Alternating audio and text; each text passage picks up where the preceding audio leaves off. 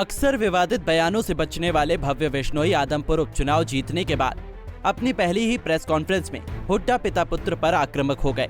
आक्रामक भी ऐसे हुए कि अशोक तंवर पर हमले और हिंसक जाट आंदोलन की याद दिलाते हुए सीधा भूपेंद्र सिंह हुड्डा को निशाने पर ले लिया। भव्य ने पूर्व सीएम भूपेंद्र सिंह हुड्डा को बकायदा सम्मान देते हुए उनकी तुलना हिंसा से कर दी और पूर्व मंत्री जयप्रकाश जेपी की अराजकता और गुंडागर्दी से। अपने हिसार स्थित आवास में प्रेस कॉन्फ्रेंस के दौरान भव्य के निशाने पर कौन कौन थे, सुनिए।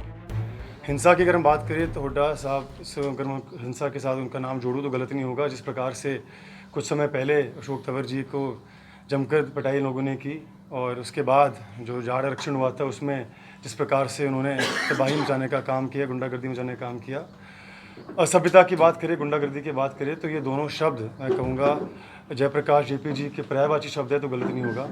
जिस प्रकार से जब चौटाला साहब के कार्यकाल में ग्रीन ब्रिगेड का सरदार होने के नाते इन्होंने पूरे हरियाणा प्रदेश में आतंक मचाने का काम किया और उसके बाद समय समय पर जिस प्रकार से अभद्र भाषा का वो प्रयोग करते हैं, तो मैं समझता हूँ कि इन शब्दों की जो तुलना है वो इन लोगों के साथ होती है। लेकिन आदमपुर की अपनी सियासी जमीन को बचाने के बाद भव्य बिश्नोई का कॉन्फिडेंस अब 7वें आसमान पर आ गया है।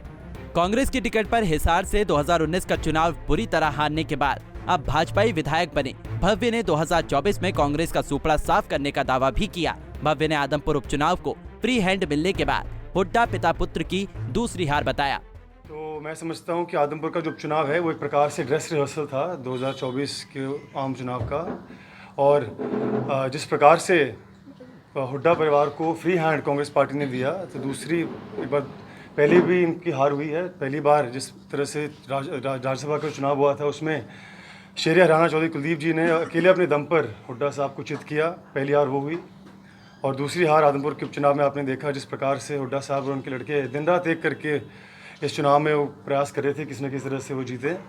तो इस चुनाव में आदमपुर की जनता ने उनको धूल चटाने का काम किया और मैं पूर्ण विश्वास से कहता हूं कि 2024 के लोकसभा चुनाव में हरियाणा प्रदेश की जनता हुड्डा साहब की खाट खड़ी करेगी और जो विधानसभा चुनाव होगा उस समय पूरी तरह से कांग्रेस पार्टी का सुपड़ा साफ होने वाला है। पूरे आदमपुर उपचुनाव के दौरान कुलदीप और रेणुका बिश्नोई ही मीडिया में फ्रंट फुट पर रहे।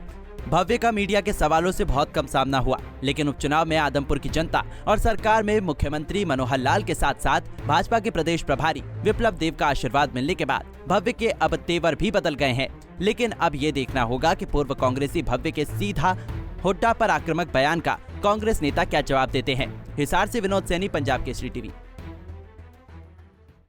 हमसे जुड़े रहने के लिए हमारे YouTube चैनल को सब्सक्राइब करें और नई वीडियो की नोटिफिकेशन के लिए बेल आइकॉन को दबाएं। अगर आप ये वीडियो Facebook पर देख रहे हैं तो लाइक जरूर करें और ज्यादा से ज्यादा शेयर करें। धन्यवाद।